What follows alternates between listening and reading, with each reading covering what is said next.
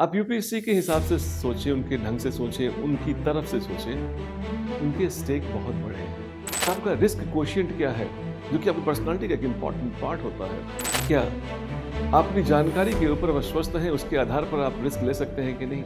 UPSC का जो exam होता है, बहुत थोड़े समय में सारे पेपर्स कर लिए जाते हैं। ये फिर उन्हें आश्वस्त करता है कि आप एक ऐसे व्यक्ति हैं जिसको देश की बड़ी शक्ति के साथ जनता में देखा जा सकता है।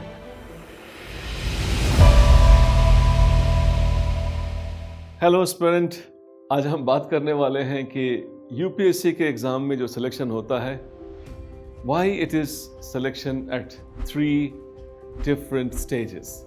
मेरे ख्याल में आप जानते हैं, जितनी आपको प्योरिटी चाहिए उतनी बार ज़्यादा फिल्टर करना हो। आप यूपीएससी के हिसाब से सोचें, उनके ढंग से सोचें, उनकी तरफ से सोचें, उनके स्टेक बहुत बड़े हैं। They are going to hire somebody they hardly knew before this examination. कोई यंग गर्ल है, कोई यंग बॉय है जिसको बहुत सारी शक्तियां दे करके वो फील्ड में भेजना चाहते हैं। आई थिंक देयर स्टेक इतना बड़ा है कि कोई वो चांस लेना नहीं चाहते, इसलिए अलग अलग स्टेजेस पर अलग अलग ढंग से आपकी जांच करके जब वो पूर्णतः आश्वस्त हो जाते हैं, तब आपको आगे ट्रेनिंग और फिर उसके बाद जॉब में भेजते हैं। I suppose I would like to talk about all these 3 stages separately. देखिए, हमारा बहुत बड़ा देश है और यूपीएससी एक अकेली संस्था है। इसके पास इतने बड़े स्तर पर एग्ज़ाम कराने के लिए उनको अगर सारी जनता को सूक्ष्म रूप से देखना हो तो संभवतः बहुत कठिन होता। तो उन्होंने पहला एक फ़िल्टर सा लगा दिया है, मोटा वाला फ़िल्टर जिसको कह सकते हैं आप। वो है फ़िल्टर प्रिलिमिनरी एग्जामिनेशन, प्रारंभिक परीक्षा या पीटी जिसको पॉपुलरली कहते हैं, उसका एक फिल्टर लगा रखा है ताकि उससे छनकर कुछ थोड़े से लोग बच जाएं जिनको वो गहन रूप से जांच कर पाएं। I suppose your wide reading is being tested. इसके अलावा वो आपको ये भी चेक करते हैं पीटी के लेवल पर कि आपकी चॉइसेस कितनी इफेक्टिव हैं, how correct is your choice. Because आप में से जिन लोगों ने इस एग्ज़ाम को फॉलो किया है, उन्हें पता होगी ये बात कि अब यूपीएससी बहुत डिफिकल्ट क्वेश्चन नहीं पूछती है। They give very close choices बड़ी डिफिकल्ट होती है उनको। इन्होंने एक नेगेटिव मार्किंग का एंगल डाल रखा है पीटी के एग्जाम में, ताकि वो ये चेक कर पाए कि आपका रिस्क कोशिएंट क्या है, जो कि आपकी पर्सनालिटी का एक इम्पॉर्टेंट पार्ट होता है। रिस्क कोशिएंट से मेरा अभिप्राय है यहाँ पर ये कि आप क्या अपनी जानकारी के ऊपर विश्वस्त हैं, उसके आधार पर आप रिस्क ले सकते हैं कि नहीं। क्योंकि जब आप वास्तव में एक सिविल सर्वेंट बन जाते हैं तो आपको बहुत सारे कैलकुलेटेड रिस्क लेने होते हैं, निर्णय लेना होता है। यहाँ पर आपको नेगेटिव मार्क्स डाल करके वो ये सुनिश्चित करना चाहते हैं कि एक ऐसे व्यक्ति को सेलेक्ट करते हैं जिसमें रिस्क लेने की क्षमता है। बट रिस्क लेने की क्षमता एक सीमा से ज़्यादा ख़राब होती है और एक सीमा से नीचे भी ख़राब होती है। तो आपका रिस्क कोशिएंट क्या है, उसको भी चेक किया जाता है आपके पीटी एग्जामिनेशन में, जिसे लोग एलिमिनेशन का एग्ज़ाम कहते हैं। कुछ साल पहले सीसेट को जोड़ दिया गया है यहाँ पे। सीसेट आपके डाइवर्स मेंटल फैकल्टी हैं, उनकी जांच करता है। आपके न्यूमेरिकल कॉम्प्रिहेंशंस एंड रीजनिंग और ये सारे ऐसे जो चीज़ें हैं, उनकी जांच करता है। अर्थात it is not only the facts that they are looking at, not only the analytical skills they are looking at, they are also looking at your objective faculties of the mind, also जहाँ पे आपके अंदर comprehension का भी put रहता है। इसके अलावा आपके alertness of the mind, quickness of response, क्योंकि बहुत थोड़े समय में बहुत सारे प्रश्न करने होते हैं, सीसेट के भी और जनरल स्टडीज़ के भी। तो पीटी के स्तर में जब आपका टेस्ट किया जा रहा होता है तो आपकी alertness of the mind, quickness of response, ये भी चेक होता है और ये सुनिश्चित किया जाता है कि हाँ, आप एक ऐसे व्यक्ति हैं who can make fast decisions about the issues for which the time is taking very very fast।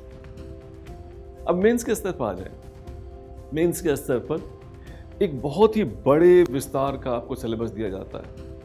आप देखें पेपर 4 में तो क्या नहीं है, 4 पेपरों को अगर देखा जाए तो क्या नहीं है इसमें। आप इसमें ज्योग्राफी पाएंगे, इसमें आप हिस्ट्री पाएंगे, इसमें कल्चर पाएंगे, इसमें कॉन्स्टिट्यूशन पाएंगे, इसमें एडमिनिस्ट्रेशन पाएंगे, इसमें पॉलिटी पाएंगे, इसमें इंटरनेशनल रिलेशंस पाएंगे, आप इकोनॉमी पाएंगे, एनवायरनमेंट पाएंगे, डायस्पोरा पाएंगे, साइंस टेक्नोलॉजी पाएंगे। एंडलेस लिस्ट है। आपका ये टेस्ट करते हैं कि आपकी जानकारी का विस्तार कितना है। और जानकारी का विस्तार अगर आपका है तो उसके बाद जो दूसरी चीज़ बिना कहे हुए टेस्ट की जाती है कि आपका स्किल ऑफ एक्सप्रेशन क्या है। क्योंकि जब आप फील्ड में जाएंगे तो बहुत जगह आपको अपने लेखन से, आपके एक्सप्रेशन से, you have to prepare lots of reports, lots of decisions, and then unless you have got good sense of expression तो आपकी मंशा कुछ होगी, लिख कुछ देंगे आप। तो यहाँ पर यह भी देखा जाता है कि आपका स्किल ऑफ एक्सप्रेशन कैसा है। और एक बहुत ही बारीक चीज़ मैं आपको बताने वाला हूँ कि वहाँ पे डिमांड ऑफ द क्वेश्चन ये भी बहुत बारीक होता है। जिन लोगों ने केजी में हम इस पर काफ़ी ध्यान देते हैं, काफ़ी जोर देते हैं, मैं व्यक्तिगत रूप से इस पर काम करता हूँ कि you should understand the demand of the question.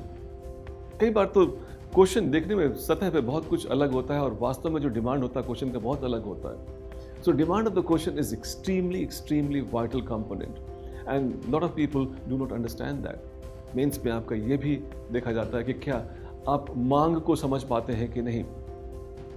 And then also बहुत थोड़े समय में, अगर आपको जानकारी हो, यूपीएससी का जो एग्ज़ाम होता है बहुत थोड़े समय में सारे पेपर्स कर लिए जाते हैं और आपसे ये भी देखा जाता है कि can you withstand the rigour that it requires.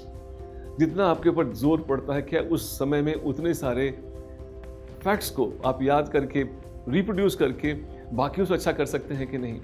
आपकी डेप्थ ऑफ नॉलेज कितनी है, आपकी एबिलिटी ऑफ एक्सप्रेशन कितना है, आपकी comprehensions and interconnectivity of the issues कितनी इफेक्टिव है, ये सारा का सारा मेंस में चेक किया जाता है।